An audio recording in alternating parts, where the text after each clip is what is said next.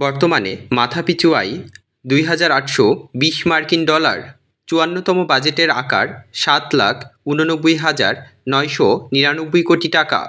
বাজেটে জিডিপি প্রবৃদ্ধি ধরা হয়েছে ৫.৫%। মূল্যস্ফীতির হার ৬.৫%। সম্প্রতি doctor Muhammad Yunus doctorate degree পান জাপানের সোকা বিশ্ববিদ্যালয় থেকে।